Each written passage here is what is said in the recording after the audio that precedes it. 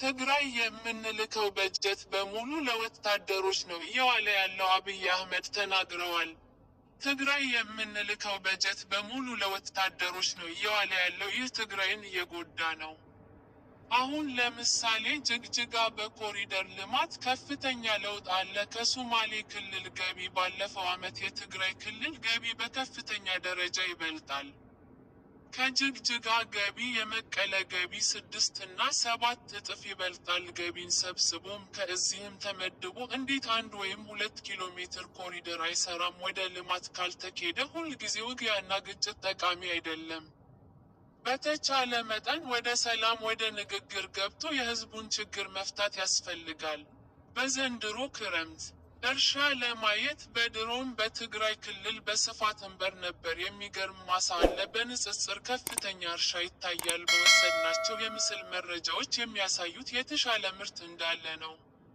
እኛ የምንፈልገው ያን ምርት በሰላማዊ መንገድ ተሰብስቦ ወደ ገበያ እንዲውል፣ አርሶ አደሩ እንዲጠቀምና ከልመና እስረኝነት እንዲገላገል ነው። ህዝቡን የልመና እስረኛ ማድረግ ጠቃሚ ስላልሆነ ከልመና እስረኝነት ወጥቶ ወደ መሻሻል ህይወቱ እንዲገባ መስራት ነው የምንፈልገው። ትግራይ ውስጥ የፌዴራሉ መንግስት የውጊያ ዓላማ የለውም፣ አንፈልግም፣ ጥቅም የለውም።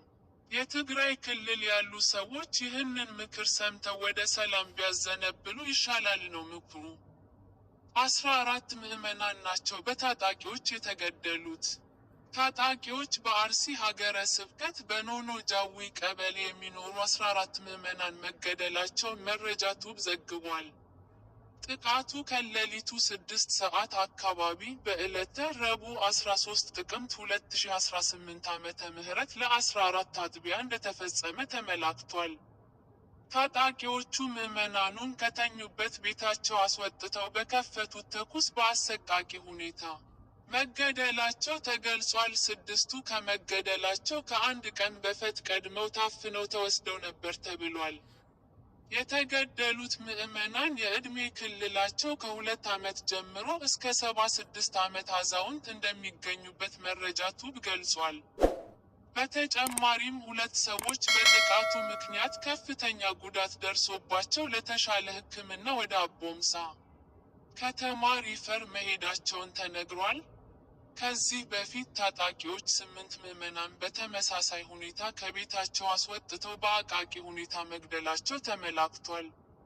ከተገደሉት ምዕመናን 6ቱ በገሌ በዓለ ወልድ ቤተ ክርስቲያን፣ 1 ደግሞ በሞዬ ቅዱስ ዮሐንስ ቤተ ክርስቲያንና ቀሪ ሟቾች ባሉበት አካባቢያቸው ሥርዓተ ቀብራቸው ተፈጽሟል። በቀበሌው ባለ ከፍተኛ ስጋት በቀጣይ የባሰ ችግር እንዳይፈጠር በሀገረ ስብከት ደረጃ ከመንግስት ጋር በጋራ መስራት ይገባል ተብሏል። በአሁን ሰዓት በአካባቢው ሁኔታዎችን ለማረጋጋት የሀገር መከላከያ በስፍራው እንደሚገኝ መረጃ ቱብ ገልጿል። ኢትዮጵያና ኤርትራ ለምን ተቃቃሩ? ሞራል ይሰጥሃል እንጂ አይሞትልህም። መጨረሻ የምትሞተው አንተው ነህ። አያዋጣም። አብይ አህመድ ኢትዮጵያ ካደገች ብሎ የሚሰጉ ሰዎች ደግሞ አሉ። ሀገራትም ኢትዮጵያ ኦልሬዲ ትልቅ ናት እኮ፣ የት ነው የምታድገው? በአፍሪካ ትልቁ ፖፕሌሽን የህዝብ ቁጥር ያላት ናት እኮ። በዓለምም እኮ 10ኛዋ ናት፣ ትልቅ ናት። በነገራችን ላይ በየዓመቱ ኢትዮጵያ 3 ሚሊዮን ሰው ትጨምራለች። በየዓመቱ አንድ ኤርትራ ትጨምራለች። በየዓመቱ እና ኢትዮጵያ በየዓመቱ ሀገር እየጨመረች ትልቅ የሆነች ሀገር ካደገች ምን ትሆናለች ከተባለ ካደገች ታግዛለች። ሌላ የምታደርገው ነገር የለም። አሁንም እኮ እያደረገች ነው። ስንትና ስንት ስደተኛ ተሸክመን የለም እንዴ? እዚህ ዛሬ ሳናድግ ይሄ ስጋት ችግር አለበትና የእኛ ጎረቤቶች በሰላም መኖር እንደምንፈልግ ማወቅ አለባቸው። ታዲያ ለምንድን ነው ከኤርትራ ጋር የተጀመረው ጉዳይ ፈርለቁ የወጣው? ያላችሁ ከሆነ ፕሪቶሪያ ነው። በወደቡም ስንለም ነበር፣ በልማቱም ስንለም ነበር፣ ስንለማመጥ ነበር፣ በጣም ስንለም ነበር። ከዛሬ ነገ ይሆናል ብለን ግን ፕሪቶሪያ ስንፈራረም ትክክል አይደለም። ለምን ይቆማል? ቲፒኤልኤፍ ህወሓትም ተጠቅልለው ካልጠፉ ቀጠናው ሰላም አያገኝም አሉ። እኛ እኮ ህዝባችን ናቸው። ልብ ከገዙ እንዲጠፉ አንፈልግም አልንና አቆምን። በዚህ በኩል ማስቀጠል ሲያቅታቸው በዚያ በኩል አስጀመሩ። ዋናው ጉዳይ ጭቅጭቅ ውትግቡ ነው። ሳትዋጉ አትቀመጡ ነው። የእኛ መልእክት ለኤርትራ መንግስት፣ ኤርትራውያን ወንድሞቻችን ናቸው። ከእነርሱ ጋር ውጊያ አንፈልግም። ለኤርትራ መንግስት ያለን መልእክት፣ አንደኛ፣ ጥይት አስተላላፊ አትሁኑ። ሀገር ሁሉ ወደ ጎረቤት ሀገር ጥይት ማስተላለፍ ጥሩ አይደለም። አባይም ጸባይ ገዝቷል። የእኛም ሽፍቶች ጸባይ ይገዛሉ። አንድ ቀን ጥይት ሳመላልስ ብለው ታሪክ ስለሚነገሩን ጥይት ማመላለሱ ቢቀርባችሁ ስለማናውቅ አይደለም፣ እናያችኋለን። ሁለተኛ፣ ህገወጥ የሰዎች ዝውውር ቢቀር ተጨናንቀናል። ከተማ ውስጥም እንደምታዩት የሚመጣ ሰው ካለ በህጋዊ መንገድ ቢመጣ።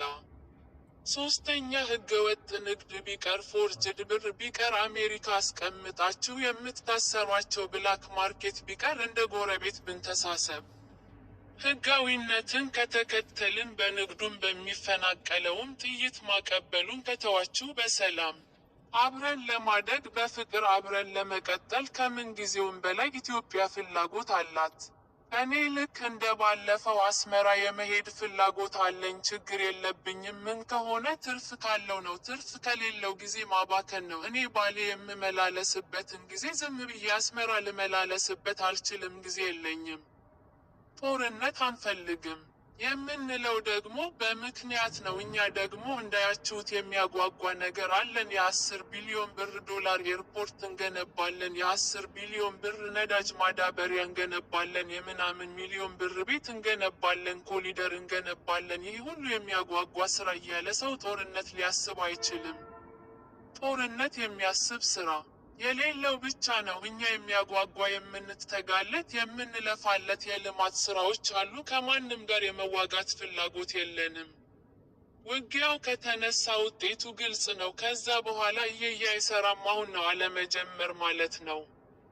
አሁን ውጊያ እንትና ያግዘኛል እንትና ያግዘኛል የሚባል ነገር እንዴት ዩክሬን እያየ ፓለስቲንን ፍልስጤም እያየ ስለማገዝ ያወራል? ማንም አይሞትልህም። ሞራል ይሰጥሃል እንጂ አይሞትልህም። መጨረሻ የምትሞተው አንተው ነህ። አያዋጣም።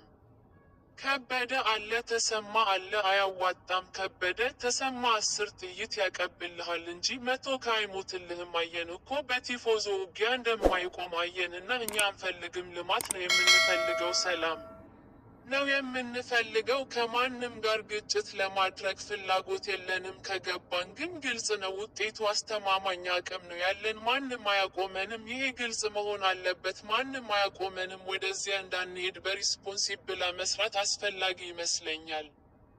መርቲ ወረዳ ከተቀበሩት ውስጥ ከአንድ ቤት 5 ሰዎች ተገድለዋል።